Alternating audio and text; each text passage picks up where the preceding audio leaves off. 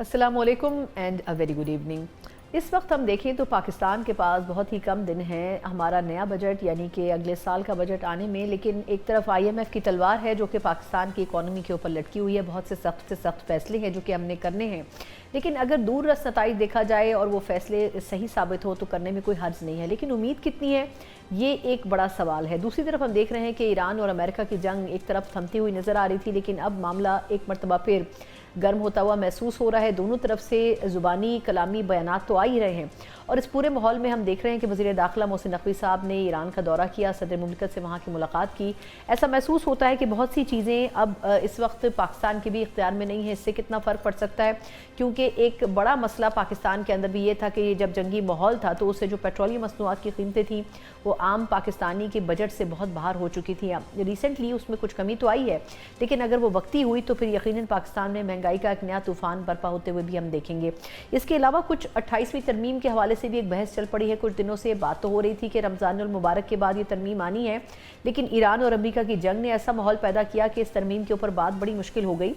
एक मरतबा फिर हम देख रहे हैं कि अब दोबारा से इस्लामाबाद में यही बातें गर्दिश कर रही हैं, लेकिन जो नुकात इसमें ज़ेर बहस आ रहे हैं उन नुकात के ऊपर पीपल्स पार्टी की रेजर्वेशंस बहुत हैं।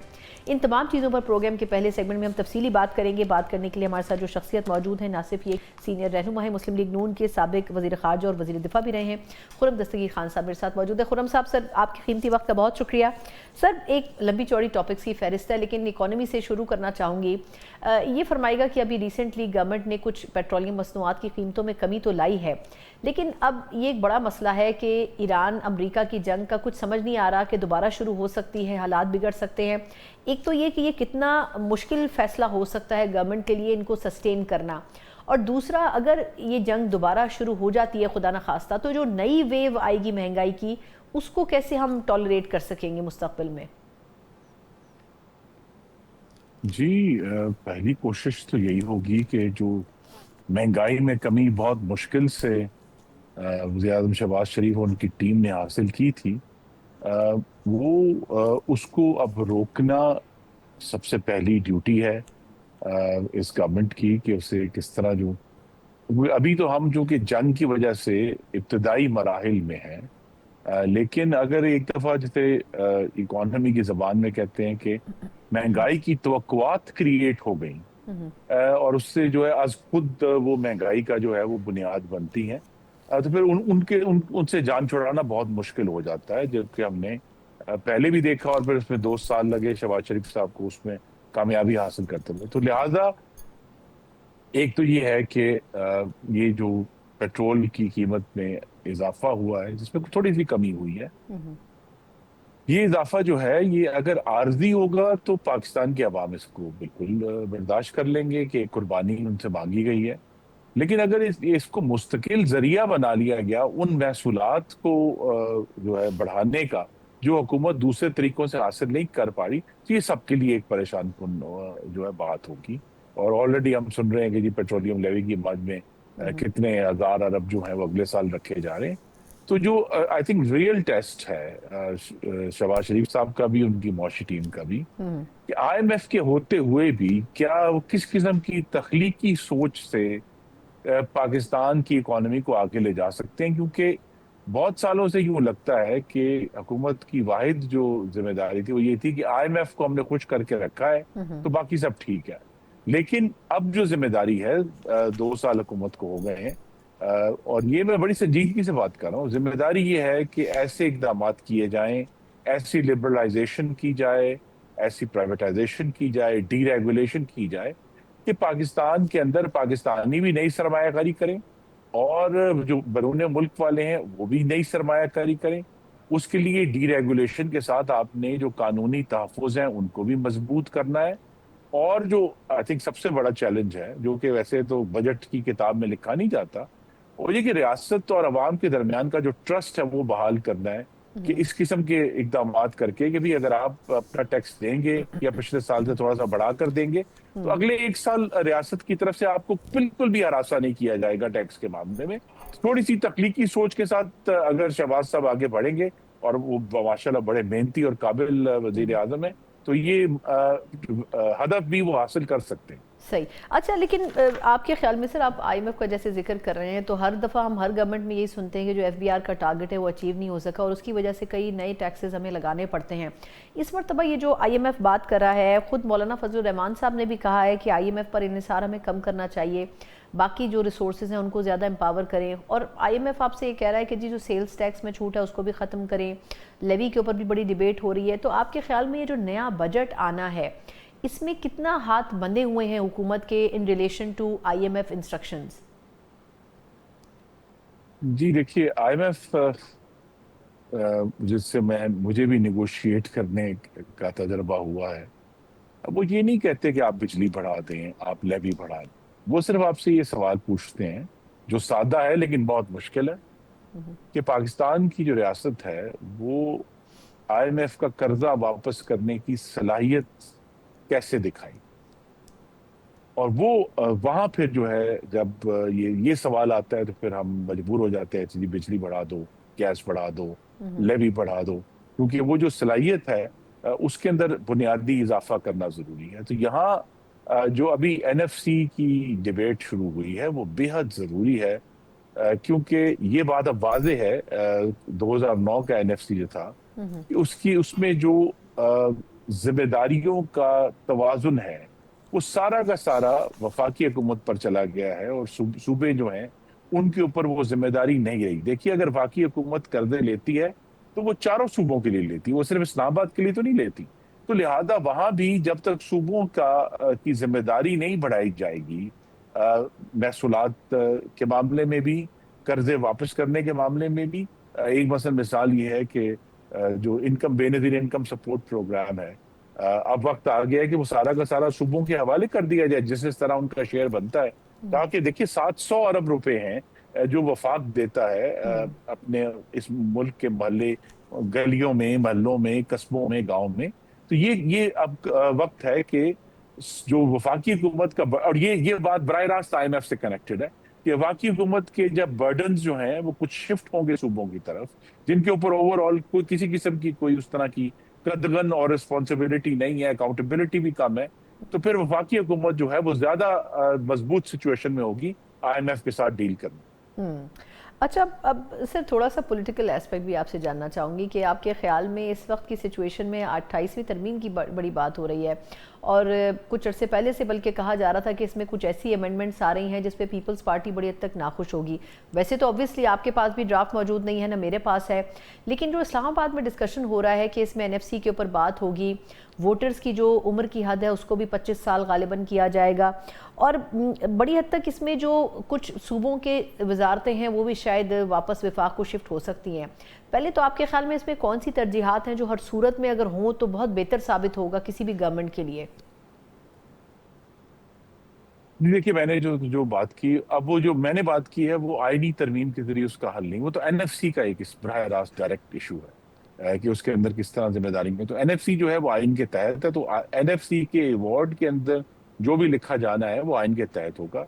ये जरूर है कि यहाँ जो आई थिंक जहाँ आइन में तब्दीली की जा सकती है वो ये है कि गिलगित बल्तिस्तान है, आज़ाद जम्मू कश्मीर है, और जो साबिक फाटा के इलाके हैं, फाटा के इलाके अब खैबर पख्तूनख्वा का हिस्सा है, तो लिहाजा वहाँ एनएफसी अवार्ड जो है वो अमेंड होगा, ताकि जो उनका शेयर, जब आबादी जो है उसका हिस्सा बनी है, तो वो उसको दुरुस्त बन सके। लेकिन जो एजेके और गिलगित बल्तिस्तान है, उनको आइन के तहत एक अबूरी सूबे का दर्जा देकर उनको भी एनएफसी के अंदर से जो है बराह रास्त शेयर दिया जा सकता है। वो भी, उससे भी वफाक का जो है वो बर्डन कम होगा। लेकिन आई थिंक यहाँ अभी जो मैंने पिछले 2 दिन में मोहतरम वजीर कानून की बात सुनी है, या और दूसरे वज़रा जो बात कर रहे हैं, आई थिंक ये बात इस कौमी असम्बली का इजलास भी जो है वो उसके अंदर जाकर, या सेनेट के अंदर ये बात वाजे करनी चाहिए हुकूमत को, कि वो कौन सी इस वक्त अर्जेंसी है जिसका इलाज 28वीं तरमीम है। तो वो खुलकर बात जब आवाम के नुमाइंदों से की जाए, ठीक है, उस पर डिबेट होगी, लेकिन हुकूमत के पास अल्हम्दुलिल्लाह कोई ऐसा वोटिंग में कोई ऐसी रुकावट नहीं है। और जब हमने अपने जो हवारी हैं पीपल्स पार्टी, जो बड़े सॉलिडली हमारे साथ खड़े, उनको भी पूरी तरह एतमाद में लेकर के भी वो कौन सा क्राइसिस है इसको सॉल्व करने के लिए ये हम तरमीम कर रहे हैं। एक चीज जो मैं जरूर समझता हूँ कि किसी भी आईनी तरमीम में आनी चाहिए, वो ये है कि ये जो मुकामी हुकूमतों का मामला है, जो कि एक बिल्कुल भी दुरुस्त तौर पे सूबों का सब्जेक्ट है, लेकिन आइन जो मकामी हुकूमतें हैं उनकी जो मौजूदगी है उसको एक आईनी तहफ़्फ़ुज़ देना जरूरी है कि कोई भी जो सूबाई हुकूमत का एक लोकल गवर्नमेंट का सेक्रेटरी जो है उसके ताकत में ये नहीं होना चाहिए कि वो पूरे सूबे की जो मुकामी हुकूमतें उनको यक जंबुश कलम से वो उनको खत्म कर दे। उनको हमें कोई ना कोई प्रोटेक्शन देनी है, बिकॉज ये जो पूरी डिबेट अब नए सूबों की भी शुरू हुई हुई है, तो नए सूबों से बहुत बेहतर है कि हम अपनी मुकामी हुकूमतों के निज़ाम को खड़ा करें, उसको फंड करें और उसको वो अथॉरिटी दें कि वो पाकिस्तान के अवाम के मसले उनकी दहलीज पर हल कर सकें। अच्छा सर, वैसे इन योर ओपिनियन क्या समझते हैं कि ये जो उम्र की हद बढ़ाने की बात हो रही है, राना सनाउल्लाह साहब ने भी कल एक टीवी प्रोग्राम में ये बात किया है, तो अगर ये 18 साल से 25 साल की जाती है तो आपके ख्याल में इससे किस हद तक फ़र्क पड़ेगा? मतलब एक बड़ा जो बंच है वो यूथ का अगले इलेक्शन में वो इससे मुतासर होगा। और दूसरा ये जो बाकी आपने एक बड़े अच्छे एस्पेक्ट की निशानदेही की जो मुकामी हुकूमतों का है, लेकिन एनएफसी के ऊपर आपको भी अगर याद हो तो पीपल्स पार्टी को रिजर्वेशन रही थी क्योंकि 18वीं तरमीम का सो कॉल्ड वो क्रेडिट लेते हैं। तो इन कोर इश्यूज़ के ऊपर आप कैसे पीपल्स पार्टी को, मतलब आपको लगता है कि नून लीग कन्विंस कर सकेगी? वो तो इन तमाम चीज़ों में दूसरी एक्सट्रीम पे खड़े नज़र आते हैं। जी, एक छोटी सी टेक्निकल बात है, वो ये है कि 18वीं तरमीम का एनएफसी के साथ ताल्लुक सिर्फ इतना है कि उसमें ये लिखा गया है कि सूबों का जो हिस्सा है वो कम नहीं किया जा सकता, जो परसेंटेज है जो उसके अंदर लिखी। मेरे तो ख्याल में उसमें तब्दीली की बिल्कुल जरूरत नहीं है। आप जो है, जिस तरह मैंने कहा, इनकम सपोर्ट प्रोग्राम है और बहुत सारे वेलफेयर प्रोग्राम्स हैं, वो सूबों के हवाले करें, उससे सूबों का शेयर कम नहीं होगा। सिर्फ सूबे जो जो उस शेयर के जरिए जिसको जिस चीज पर खर्च करते हैं वो उनको नई मद में उन्हें खर्च करना पड़ेगा। तो आई थिंक 18वीं तरमीम का और आइन की में एनएफसी का तो असल डिबेट जो है वो एनएफसी अवार्ड में होनी है कि वो कैसे करना है, उसके लिए जरूर चेंज किया जा सकता है। या अगर उसका आइन का सिर्फ इतना ताल्लुक हो सकता है कि परसेंटेज को चेंज ना किया जाए और जीबी और एजेके को अबूरी सूबे बनाकर उसी एनएफसी का जो शेयर है उसे कम नहीं करना हमने, उसमें तो उनको शेयर दे दिया जाए। इसके ऊपर आई थिंक पीपल्स पार्टी जो है वो एक जमहूरी जमात है, वो उनको इस पर कायल किया जा सकता है कि हम परसेंटेज कम नहीं करते, लेकिन जो गिलगित बल्तिस्तान और आजाद जम्मू कश्मीर के रहने वाले हैं, हमारे भाई और बहनें, उनके भी जो हकूक हैं उनको मजबूती देने के लिए अगर उन्हें अबूरी सूबा डिक्लेयर कर दिया जाए तो इसमें जो है वो वफाक मजबूत होगा और सूबे भी मजबूत होंगे। अच्छा सर, लास्ट फ्यू मिनट है, एक क्विक क्वेश्चन आपसे करना चाहूँगी कि अगले बजट में हमें क्या एक्सपेक्ट करना चाहिए? मतलब आपको तो बहुत सी चीज़ें फिंगर टिप्स पे होंगी जो होती आई हैं माजी में भी, लेकिन इस मरतबा कहा जा रहा है कि जो इस मरतबा का बजट है वो एक्चुअली हमारी इकोनॉमी की डायरेक्शन मुतय्यन करेगा। अब कहने को तो ये एक्सपर्ट्स बात कर रहे हैं, लेकिन एग्जैक्टली ऐसे कैसे मुमकिन होगा? इस बजट को इस मरतबा इतनी इंपॉर्टेंस क्यों दी जा रही है? जी, बजट को इसलिए इम्पोर्टेंस दी जा रही है कि बहुत सारे लोग से समझते हैं कि इस वक्त वज़ीर आज़म शहबाज शरीफ, उनकी काबीना जो है, उनके पास बहुत सारी ऐसी सियासी कुव्वत है जिसके जरिए बहुत सारी इस्लाहात जो सियासी कुव्वत कम होने की वजह से नहीं लाई जा सकी पिछले 2008 के बाद से, वो अब लाई जा सकती। मसलन एक काम जो इस हुकूमत ने किया जो कि पहले नामुमकिन तस्वुर होता था, वो पीआई की प्राइवेटाइजेशन है। इस किस्म के जो काम है, जैसे सरकारी इदारों की निजकारी है या सरकारी इदारों की मैनेजमेंट का निज़ाम तब्दील करना है, जिसकी वजह से हमें हजारों अरब मुझे और आपको और पाकिस्तान की आवाम को देने पड़ते हैं अपने टैक्सों में से, वो उसका निज़ाम तब्दील करें। और जो टैक्स लेने और देने का निज़ाम है, आई थिंक वहाँ एक बहुत बड़ी अपॉर्चुनिटी है वज़ीर आज़म के पास कि वो बोल्डली आगे बढ़े और वो जो सुर्ख फीते वाले तरीक़ेकार हैं उनको बिलाकर काट कर अवाम पर इतमाद करते हुए ये काम करें। क्योंकि असल मकसद देखिए बजट का, वो ठीक है आप कहते हैं नहीं महसूलात का और उसका तवाज़न है, असल तो हम ये चाहते हैं कि पाकिस्तान के जो नौजवान मर्द व ख़वातीन हैं लाखों करोड़ों की तादाद में, हकीकत यह है कि वो सबसे पहले रोजगार चाहते हैं। उस रोजगार पैदा करने के लिए जरूरी है कि पाकिस्तान में सरमायाकारी, और वो तभी होगी जब हुकूमत का निज़ाम जो है पाकिस्तान के अवाम पर ट्रस्ट करना शुरू करेगा। बिल्कुल ठीक, बहुत बहुत शुक्रिया सर आपके वक्त के लिए। खुर्रम जहाँ हमारे साथ मौजूद थे, साबिक वज़ीर दिफ़ा और वज़ीर ख़ारजा भी, और यकीनन इन तमाम अमूर के ऊपर बड़ी एक्सपर्टीज़ रखते हैं। और बड़ी हद तक जो इस वक्त की सिचुएशन है पाकिस्तान की गवर्नमेंट की और जो चॉइसेस उनके पास हैं उसकी निशानदेही करे थे। यकीनन पाकिस्तान के लिए फ़ेज़ बड़ा क्रिटिकल है, क्योंकि इस मरतबा के बजट में बहुत सी ऐसी तब्दीलियाँ करनी पड़ेंगी जो कि हमारी इकॉनमी शायद उस तरह अफोर्ड ना कर सके। लेकिन हालात और ख़ास तौर पर रिसेंट सिनेरियो में जो तब्दीलियाँ आई हैं उनको मद्देनज़र रखते हुए हमारी कुछ मजबूरी भी है। एक छोटे से वक्फे के बाद हम बात करने जा रहे हैं जहाँ रीजन में तब्दीलियाँ रोनुमा हुई हैं, वहीं ख़ास तौर पर अमेरिका और ईरान की जंग के बाद भी एक जंग का जो माहौल है वो ख़त्म नहीं हो सका। इसके ऊपर कुछ बात करेंगे एक ब्रेक के बाद। ब्रेक के बाद एक बार फिर आपको खुशामदीद कहते हैं, जहां पाकिस्तान और ईरान के हवाले से ये बात कही जा रही है कि पाकिस्तान की भरपूर फैसिलिटेशन के बावजूद अभी भी लगता है कि ईरान और अमेरिका के मुज़ाकरात एक ऐसे ख़तरनाक मोड़ पर खड़े हैं जहां कुछ भी कहना कबल वक्त होगा। ख़ास तौर पर अग्रीमेंट के लिहाज से जो सिचुएशन बन रही थी वो अभी तक मुकम्मल नहीं हो सकी है और अभी भी पाकिस्तान की ये कोशिश और ख्वाहिश है कि कम अज़ कम अमेरिका और ईरान के दरमियान मुआहदा हो सके। इसी कॉन्टेक्स्ट में हम देख रहे हैं कि हमारे वज़ीर दाखिला मोहसिन नकवी साहब ने भी ईरानी जो कायदीन हैं उनसे मुलाकात की है और बड़ी हद तक पाकिस्तान एक तरीके से मैसेंजर के साथ साथ फैसिलिटेशन के बारे में बहुत से अहम पॉइंट्स के ऊपर डिस्कस कर रहा है। इसके ऊपर तफसीली बात करेंगे और फिर कुछ भारत के अंदर जो आरएसएस का किरदार है वो ख़ास तौर पर किस तरीके से अब खुलकर सामने आ गया है कि पूरी दुनिया में बैनुल-अक़वामी मीडिया इसके ऊपर ना सिर्फ बात कर रहा है बल्कि रिपोर्ट कर रहा है। और ख़ास तौर वो पाकिस्तान का वो मौक़िफ़ जो कि बड़े अरसे से उसी पॉइंट पर खड़ा था कि भारत बैनुल-अक़वामी दहशतगर्दी में मुलव्वस है, अब उसको यकीनन एक मजबूत आवाज़ भी मिल रही है इंटरनेशनल मीडिया के तवज्जुह से। इन तमाम चीज़ों पर बात करेंगे। बात करने के लिए मेरे साथ मौजूद हैं साबिक़ सफ़ीर जनरल रिटायर रज़ा मोहम्मद साहब। रज़ा साहब, आपके वक्त का बहुत शुक्रिया। सर, आप दोनों एस्पेक्ट्स को समझते हैं, मतलब दिफाई लिहाज से भी और सफारती लिहाज से भी। पहले तो बताइएगा कि इस वक्त हम देख रहे हैं कि ईरान और अमेरिका का जो डिस्टेंस है वो कम होने के बजाय बढ़ा है और ख़ास तौर पर इस वक्त की सिचुएशन में पाकिस्तान की मीडिएशन अपनी जगह बरकरार है। आप इस पूरी सिचुएशन को कहाँ जाता हुआ देख रहे हैं? कुछ मामलात आपको लगता है कि सॉर्ट आउट हो सकते हैं, स्पेशली चाइना के विजिट के बाद जो अमेरिकी सदर ट्रंप ने किया है? जी, अस्सलाम वालेकुम, बहुत शुक्रिया मिस मुझे प्रोग्राम में लेने के लिए। जी, मैं कोशिश करूँगा कि आपके जितने सवाल आते हैं उनको थोड़ा थोड़ा जवाब सबका दूँ। सबसे पहली बात ये है जी कि नेगोशिएशन जब भी होती हैं वो बहुत आसान नहीं होती है, स्पेशली उन मुल्कों के दरमियान जिनके दरमियान तनाज़ा जो है तकरीबन 50 बरस से चल रहा है। और ईरान एक ऐसी कंट्री है जो अंडर सेंक्शंस है सिंस लॉन्ग।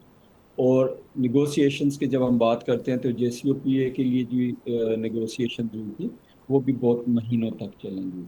तो इसलिए हमें इससे बिल्कुल डिसअपॉइंट नहीं होना चाहिए कि नेगोशिएशन लंबी चल रही है। हाँ, डिसअपॉइंटमेंट उस दिन होगी जिस दिन नेगोशिएशन जो है ब्रेकअप कर दें।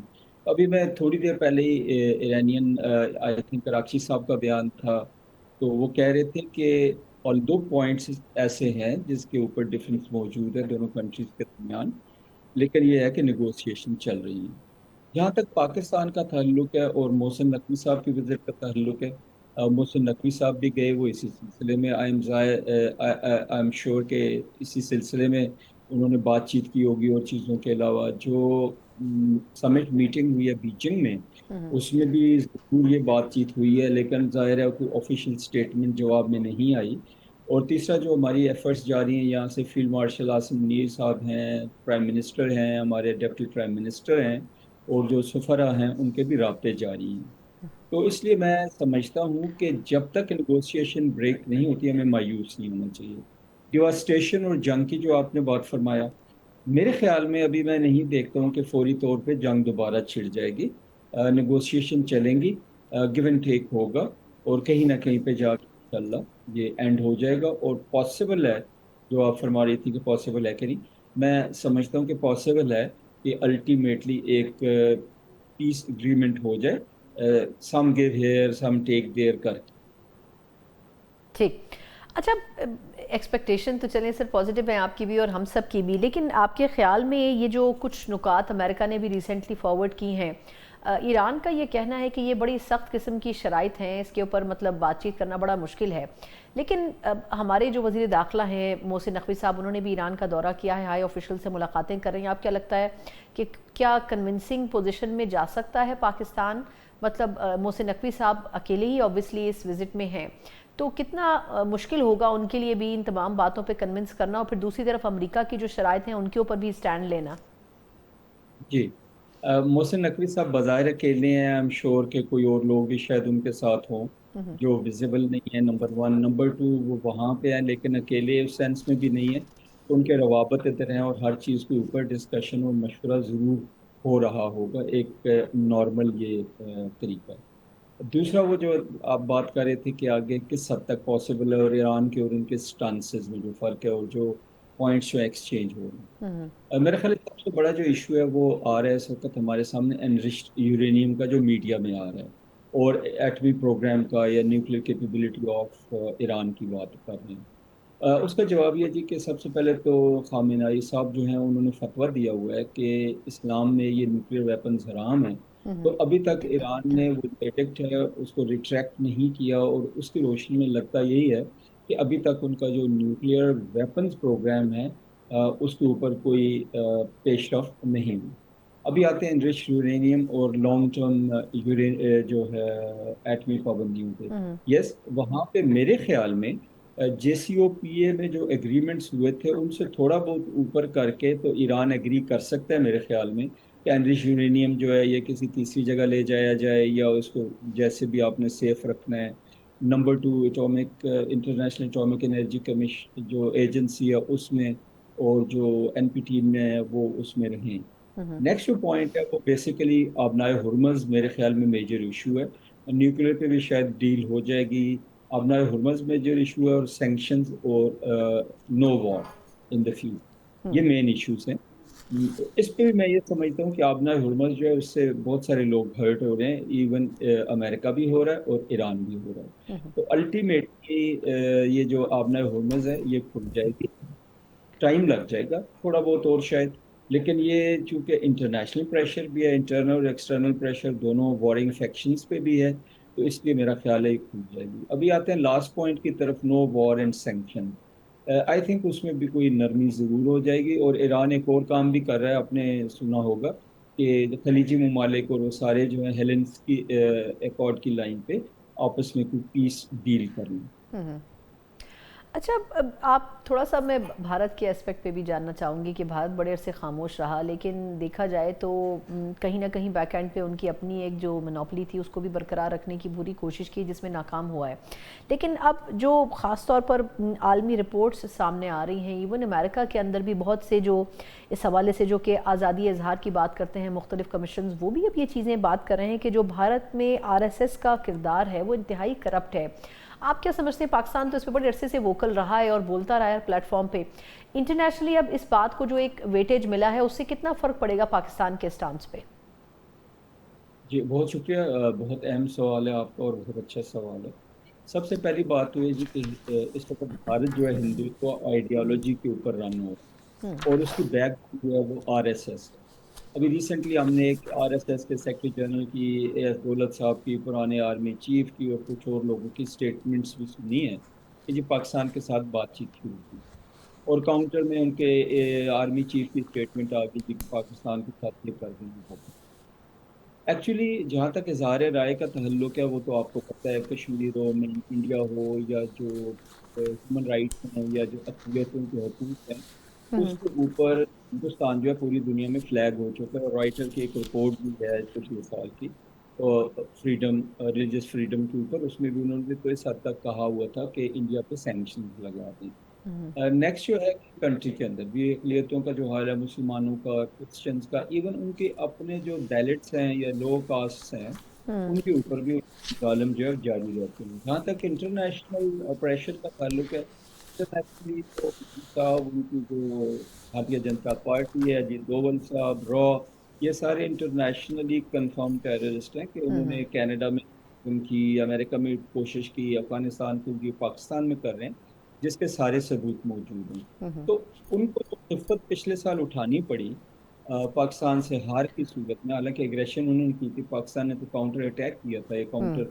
ऑफेंसिव सॉरी लॉन्च किया था, तो 4-5 घंटों के अंदर उन्होंने सीज फायर। तो उस कुफत को मिटाने के लिए अभी उनके पास दो ही रास्ते हैं कि इनसाइड द कंट्री वो हिंदुत्व को विप अप करें और अपनी पॉपुलैरिटी गेन करें अगले इलेक्शन से पहले, और लोगों को स्प्रेस करें, और इंटरनेशनली वो कोशिश करें पाकिस्तान को बदनाम करें, बट एक्चुअली पाकिस्तान के अंदर वो टेररिज्म की कार्रवाइयों को जितना बढ़ावा दे सकते हैं उतना। हम्म। नहीं, लेकिन रज़ा साहब, अब तो भारत से भी ये खबरें आ रही हैं कि वहाँ पर जो कुछ क्रिटिक्स हैं मोदी गवर्नमेंट के ख़िलाफ़, वो ये बात कर रहे हैं कि जी पाकिस्तान का जब स्टांस रहा है शुरू से कि पीस और डायलॉग होना चाहिए, उस वक्त आप पाकिस्तान का मजाक उड़ाते थे। लेकिन अब ये बात दुरुस्त साबित हुई है कि भारत को भी पाकिस्तान से बातचीत के बिना कोई चारा नहीं रहा है। एक तो आपके ख्याल में कितनी तब्दीली आई है भारत के माइंड सेट में, यानी वो तबका अदर देन द गवर्नमेंट जो ये सोचता है कि वाकई पाकिस्तान का मौक़िफ़ दुरुस्त रहा है, और आपको लगता है कि आने वाले वक्त में क्या कोई पॉलिसी में तब्दीली आप देखेंगे, भारत को भी मजबूर होना पड़ेगा बातचीत के लिए? जी, सबसे बड़ी बात तो ये इंटरनेशनल प्रेशर उनके ऊपर ना, इनडायरेक्ट प्रेशर ये हो गया उनके ऊपर कि वो अपने आप को खत्ते का बिला शिरकत गैर जो है वो सरबराह समझते थे, और वो समझते थे कि they are the bulwark of states against China and Chinese rise को उन्हें काउंटर करना है, और पिछली हुकूमत तक उनको प्रिपेयर भी किया। देर एज जब ट्रम्प साहब आए हैं तो उनकी सोच ज़रा डिफरेंट है। रिसेंट दौरा जो उनका हुआ है बीजिंग का, उसमें हमें ये समझ आती है कि उन्होंने डिसाइड किया है कि for the time being we will coexist, और हमने वॉर में नहीं जाना। तो इसमें एक तो उनकी अहमियत जो है आहिस्ता आहिस्ता कम होती जा रही है, दूसरा उनको जंग में शिकस्त होगी, तीसरा ये है कि पाकिस्तान जो है उसने अपनी एक हैसियत एक मेच्योर और पीस मेकर के तौर पे, मिडल पावर के तौर पे मनवा ली, और पाकिस्तान की जो सालिसी है उसको दोनों कंट्रीज की प्रेसिडेंट ट्रम्प खुद करते हैं, जो president and foreign minister of Iran है वो करते हैं, बाकी दुनिया के सारे लोग करते हैं, Saudi Arabia, Qatar, Turkey, name any country, Egypt, वो सब के सब मोतरफ हैं इस चीज़ के। जब ये सारी चीज़ें इंडिया देखता है तो वो तो परेशान इसलिए होते हैं उनके पॉलिसी मेकर्स कि वो तो चले थे हमें आइसोलेट करने, और हमें अल्लाह ने इज्जत दे दी और हम मोर रेलिवेंट हो गए प्रेजेंट टाइम्स दैन इंडिया। तो उनके पास अभी कोई और रास्ता रहता नहीं है अपनी रेलेवेंस को रीस्टैब्लिश करने के लिए स्वाई न कर। बट आई एम श्योर कि इंशाल्लाह पाकिस्तान की जो खारजा पॉलिसी मतलब पे आ रही है, और जो खत्ते में पाकिस्तान की इज्जत है, वो रियली उनको जो आप कह रहे थे ना पुश करेगी, मजबूर करेगी कि वो पाकिस्तान के साथ बातचीत करें। हाँ, कब शुरू होगी कब नहीं होगी ये बड़ा मुश्किल काम होगा। कि ऑल्दो आरएसएस के जनरल सेक्रेटरी ने भी कहा, एस दौलत साहब हैं जो पुराने उनके रॉ के चीफ हैं, उन्होंने भी कहा, एक पुराने जो उनके आर्मी चीफ है उन्होंने भी कहा, इस तरह की जो पोलिटिकल लीडर का कांग्रेस जो है वो इस तरह कहती है। तो आई होप कि उनको भी ये एहसास होता है, उनके अपने लिए बेहतर है, ना सिर्फ हमारे लिए बल्कि उनके लिए बेहतर है कि पाकिस्तान के साथ उनका एक नॉर्मल वर्केबल रिलेशनशिप स्टेब्लिश हो। बिल्कुल ठीक। बहुत बहुत शुक्रिया जनरल रिटायर रज़ा मोहम्मद के वक्त के लिए। हमारे साथ साबिक एम्बेसडर मौजूद थे। पाकिस्तान यकीनन जहां अमेरिका और ईरान के दरमियान सालिसी के लिए एक आखिरी कदम के तौर पर हमारे वज़ीर दाखिला को भेजा गया और सदर मुमलिकत के लेवल के ऊपर ईरान में मुलाकात उनकी हुई। यकीनन पाकिस्तान की अभी भी कुछ कोशिशें हैं जिसका नतीजा शायद अभी इस वक्त महसूस नहीं होता है, लेकिन बैक एंड के ऊपर वो ज़रूर फैसिलिटेशन का प्रोसेस जो है वो चल रहा है। दूसरी तरफ भारत के हवाले से भी पाकिस्तान बड़ी हद तक जो इंकशाफात और हक़ाइक़ सामने लाता रहा है, अब बैनुल-अक़वामी सतह के ऊपर उनको भी इंडोर्स किया जा रहा है। एक छोटा सा वक्फा और उसके बाद हम बात करने जा रहे हैं कि पाकिस्तान की इकॉनमी जहां एक तरफ नया बजट आने वाला है, वहीं IMF का दबाव पाकिस्तान के ऊपर बरकरार है। तेल की कीमतें वक्ती तौर पर कम ज़रूर हुई हैं, लेकिन अमेरिका और ईरान के जंगी अगर अलाव जो है एक मरतबा फिर जलता है तो शायद ये कीमतें दोबारा से रिवर्स हो जाएंगी और आवाम को ये बोझ सहना पड़ेगा। किस हद तक गवर्नमेंट के पास इसके रिलीफ के लिए ऑप्शंस मौजूद हैं, इसके ऊपर बात करेंगे एक ब्रेक के बाद। Welcome back. जहां हमने बात की है कि नए बजट से पहले बहुत सी इकनॉमिकल जो तब्दीलियां हैं वो करने की कोशिश ज़रूर हुकूमत करती आई है। जहां कहीं पेट्रोलियम मसनूआत की कीमतों में उतार चढ़ाव देख रहे हैं, वहीं कुछ नए टैक्सेस की भी बात हो रही है, लेकिन बड़ी हद तक अभी कुछ तस्वीर क्लियर नहीं है। लेकिन उसके बावजूद भी ऐसा महसूस होता है कि अमेरिका और ईरान की जंग ख़त्म तो हो चुकी है, लेकिन उसके जो असरात हैं वो अभी भी पाकिस्तान की इकॉनमी पर बदस्तूर पड़ रहे हैं। इसी के ऊपर ज़रा तफसीली बात करेंगे। बात करने के लिए मेरे साथ मौजूद हैं सीनियर माहिर माशियात डॉक्टर खाकान नजीब साहब। डॉक्टर साहब, आपके वक्त का बहुत शुक्रिया। ये फरमाइएगा कि अभी रिसेंटली गवर्नमेंट ऑफ पाकिस्तान ने पेट्रोलियम मसनूआत के प्राइसेस कम किए हैं, लेकिन अब ऐसा फिर महसूस हो रहा है ख़त्ते में कि अमेरिका और ईरान की जंग मुमकिन तौर पर दोबारा छिड़ सकती है। आप क्या समझते हैं कि ये जो एक थोड़ा सा रिलैक्स फेज़ है पाकिस्तान के लोगों के लिए, या किसी हद तक कोई साइट ऑफ रिलीफ है कि कुछ वक्त के लिए पेट्रोलियम प्राइसेस कम हुए हैं, क्या ये वापस रिवर्स हो जाएगा, या आप समझते हैं कि इससे कोई बहुत ज़्यादा असर नहीं पड़ने वाला? नादिर साहब, एज वी टॉक, जो मुझे नजर आ रहा है इस वक्त की जो कीमतें हैं तेल की, वो $110 ब्रेंट दोबारा हो गया है। अगर आप थोड़ा सा पीछे जाएं तो आपको ये दिखाई देगा कि इसकी कीमत जो है वो तकरीबन 100 से नीचे चली गई थी। तो ये ज़रूर $10 का राइज आया है, और ये इसीलिए है कि फिर दोबारा ऐसी सूरत हाल है कि जो तस्फिये की तरफ जा रहे थे वो या तो डिले हो गया है या भी उसके आसार फौरी तौर पे नहीं दिखाई दे रहे। एक तो $65 का तेल जब $110 होता है तो प्राइस पास थ्रू है। I am again one remains hopeful कि कोई ना कोई तस्वीर की तरफ जाएं। जैसे ही जाएंगे तेल की कीमत 10% तो टूट जाएगी, but it will still take time for it to come back. ये बहुत इंपॉर्टेंट है। 20% तेल दुनिया का गुजरता था स्ट्रेट्स ऑफ हॉर्मुज से, 20% LNG गुजरती थी वहां से। इन दोनों का जो शॉर्टफॉल आया है उसने एक सप्लाई चेन को तोड़ा है और लोगों के स्ट्रेटेजिक रिजर्व्स कंट्रीज के टूटे हैं। उसको रिप्लेनिश होते हुए बहुत वक्त लगेगा। जो पाकिस्तान की सूरत हाल है, ये बड़ी एक स्पेशल सूरत हाल है। मैं इसको एक्सप्लेन करता होता हूँ कि जो इस वक्त 160 रुपए पाकिस्तान ने IMF के साथ डिस्कस करके पेट्रोलियम डेवलपमेंट लेवी रखी हुई है, जो कि प्री मिडिल ईस्ट कॉन्फ्लिक्ट रखी गई थी, उसको मेंटेन किया हुआ है। IMF को भी यहाँ चाहिए। IMF ने खुद लिखा है, आप हैरान हो जाएंगी सना साहब, कि उन्होंने ये लिखा है कि पाकिस्तान पे 167% पेट्रोलियम पे इस वक्त टैक्सेशन है। फिर पेट्रोलियम लेवी को इतना ज्यादा रखना, what one has to think through is the fact कि पाकिस्तान की ये जो PDL है इसको काउंटर सिक्लिकल चलाएं, यानी कि तेल की कीमतें कि बढ़ती हैं तो इसमें थोड़ा रूम क्रिएट करें। That's the whole story. बाकी हम डिपेंडेंट हैं इंटरनेशनल कीमत पर, अगर वो बढ़ेगी तो ये बढ़ना पड़ेगा। मैं हमेशा लोगों को कहता हूं कि अपना तर्ज जिंदगी पेट्रोलियम के इस्तेमाल में, बिजली के इस्तेमाल में, पानी के इस्तेमाल में और गैस के इस्तेमाल में तब्दील किए। That's your best friend. ये भी बताएगा कि IMF के वफ़द की जो मुज़ाकरात पाकिस्तान से हो रहे हैं नए बजट के हवाले से, उसमें एक ये भी चीज़ डिस्कस हो रही है कि सेल्स टैक्स में जो छूट है, रिलीफ है, उसका खात्मा होना चाहिए।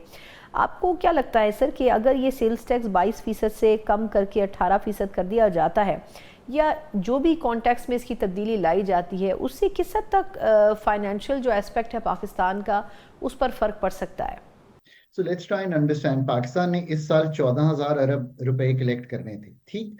जब पिछला माह खत्म हुआ तो पाकिस्तान की कलेक्शन में 684 अरब रुपए का शॉर्टफॉल है। लगता मुझे यूं है कि जो 14,000 अरब थे, ये अब 13,100 अरब रह जाएगा। अगले साल का हदफ है 15,260 अरब रुपए का। ये डॉक्यूमेंट्स जो IMF के साथ पाकिस्तान ने तय किए हैं उनमें लिखा हुआ है। अगर हमने इस पे पहुंचना हो तो 16-17% हमें टैक्सेशन एडेड लानी पड़ेगी, जिसमें से कुछ तो 10-12% ग्रोथ और इन्फ्लेशन से आ जाएगी। ठीक है ना, 400-500 अरब रुपया ये हमें कहीं से लाना पड़ेगा। उसकी एक सूरत ये सामने आ रही है कि कुछ चीजों पे GST जो है उसको मतलब नहीं नाफिज हुआ उस पर नाफिज कर दिया जाए। कई जगहों पे सेल्स टैक्स के गैप्स हैं, उनको पूरा किया जाए। कई चीजों पे ऐसा हो रहा है कि पाकिस्तान में हमने एग्जेम्पशंस दी हुई हैं, उनको रिमूव किया जाए। ये एक चीज चल रही है। आखिरी बात उसमें यह है कि इन्फोर्समेंट से और टैक्स लिया जाए। मैं बार बार समझाने की कोशिश करता हूं कि ये बजट पाकिस्तान के लिए ट्रूली इंपॉर्टेंट है। We should do a whole programme on Pakistan budget. Manufacturing पे टैक्स नहीं घटाएंगे। Personal, let's say you are the best anchor in the country, आप करोड़ों रुपया कमाती हैं, आपको हम 38.15% टैक्स लेते हैं। That's a very very heavy taxation compare to the region, compare to the Middle East. To keep you in the country हमें इस टैक्सेशन के निजाम को ठीक करना है। इसी तरह अब तो डोमेस्टिक हेल्प जो है घर में वो 50,000 रुपया ले रही होती है, 51,000 पे हमने टैक्स लगाया हुआ है, यानी कि उस 1,000 पे उसको भी टैक्स देना है। इसको ठीक करना है। विद होल्डिंग, प्रिजम्पटिव रिजीम्स, बहुत सा काम इस बजट में होने वाला है टैक्सेशन की मद में। और दूसरी तरफ एग्रीकल्चर इनकम टैक्स मतलब 20-22 अरब रुपया भी कलेक्ट नहीं करते। पाकिस्तान की रिसर्च ये कहती है कि 700-800 अरब का टैक्स पोटेंशियल है। लैंड वैल्यू टैक्सेशन, अरबों के घर बन गए हैं अब और उन पे लाखों की टैक्सेशन नहीं करते। तभी तो सिटीज जो हैं वो अपनी, जिसे कहती हैं सीवेज, रोड्स, ट्रांसपोर्ट, वो फराहम नहीं कर सकती। देखिए, Pakistan can be a very very good story, but it can only be a good story अगर आप बजट में हार्ड कॉल्स करें। आखिरी बात बजट के लिहाज से ये भी कर दूं, हम बहुत टैक्सेशन की बात करते हैं, मेरा इससे फेवरेट टॉपिक जो है ना वो पाकिस्तान का एक्सपेंडिचर कंट्रोल है। जिस तरह के खर्चे पाकिस्तान की फेडरल और प्रोविंशियल गवर्नमेंट्स करती हैं, उनको संभालना, जो काम उनके नहीं करने के वो ना करना, सब्सिडीज की मद में डायरेक्ट होना, मतलब there is so much that can be done. Pakistan के मिसाइल बड़े छोटे हैं, इनको हल करने के लिए मेक द हार्ड कॉल्स, और कीमत की तब्दीली हार्ड कॉल नहीं होती। I think that's my take on this. ये भी फरमाएगा कि आईएमएफ से हमारी बातचीत तो हो रही है और जो इक़सात हैं वो भी हमें बर वक्त मिल रही हैं, लेकिन आपको क्या लगता है कि जो मुश्किल फ़ैसले इस वक्त पाकिस्तान कर रहा है उसमें मज़ीद कितना इजाफा हो सकता है, या फिर कितने डिफ़िकल्ट टारगेट्स हैं जो पाकिस्तान को आगे चलकर अगले बजट के दौरान और उसके बाद अचीव करने पड़ेंगे? सबसे इंपॉर्टेंट बात यह है, मैंने बहुत दफा समझाया, पाकिस्तान 24वीं बार आईसीयू यानी कि आईएमएफ के दर पे खड़ा हुआ है। That's not a good story for any country. मैं बाकी मुल्क ममालिक को भी जब एडवाइस करता हूं तो यही कहता हूं कि अगर आप 10-12 दफा जा चुके हैं तो दैट मीन्स कि fundamentally something is wrong. IMF is a matter of good negotiation. ये बात मैं इसलिए जानता हूं कि पाकिस्तान ने अपनी इस जिंदगी में 78 साल में 24 प्रोग्राम एंटर किए हैं पर कंप्लीट कभी नहीं किए। क्यों नहीं किए सना? होता यह है कि पाकिस्तान प्रोग्राम एंटर करता है, पहली 2-3 किस्तें लेता है और निकल जाता है, बिकॉज वो रिफॉर्म भी हम कंप्लीट नहीं करते जो आईएमएफ से गए हुए हैं। आईएमएफ अब क्या कह रहा है कि आप अपना एक्सचेंज रेट जो है उसको फ्लेक्सिबल रखें। अभी एक स्टेट बैंक ने 2 मिनट पहले रियल इफेक्टिव एक्सचेंज रेट का एक डेटा रिलीज किया, उसके मुताबिक वो 105 पे चला गया। इसका मतलब है रूपी हैज बिकम ओवर वैल्यूड। इसमें एक जिसे कहते हैं डिवैल्यूएशन की गुंजाइश पैदा हुई है, बिकॉज इंपोर्ट सस्ती हो गई है, एक्सपोर्ट महंगी हो गई है, कंपेटिटिवनेस टूट रही है। आईएमएफ भी ये कहता है। उसने अभी आपके जो नई शरायत लिखी है ना, मैं ये अभी खोल लेता हूं so that we are very clear. उसने लिखा है कि आप अपनी बिजली के निर्ख ना वक्त से पास ऑन करें।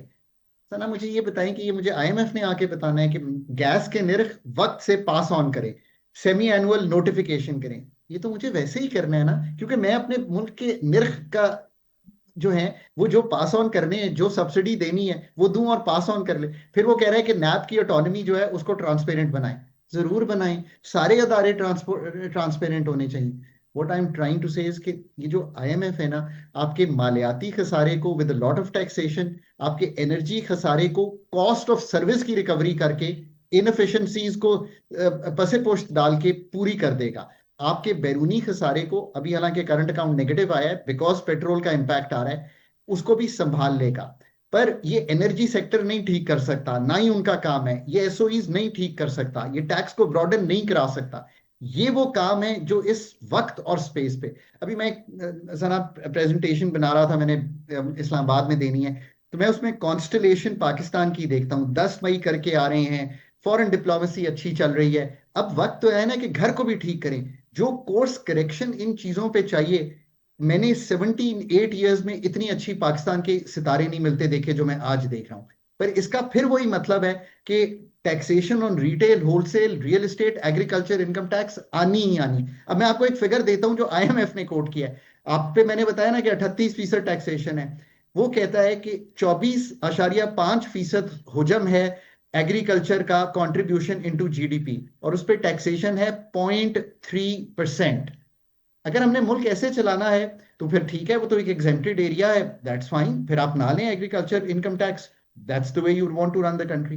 Pakistan is at a very very good place, we have a lot of hope, but the budget has to be exemplary and a रिवायती budget will just not cut it. हुकूमत ने कुछ अच्छे काम किए, मैं 2 बातें, पीडब्ल्यूडी बंद किया, यूटिलिटी स्टोर्स बंद किए, these are good directional things to do, but जो डेप्थ चाहिए वो आई थिंक इस बजट में दिखाई देनी चाहिए।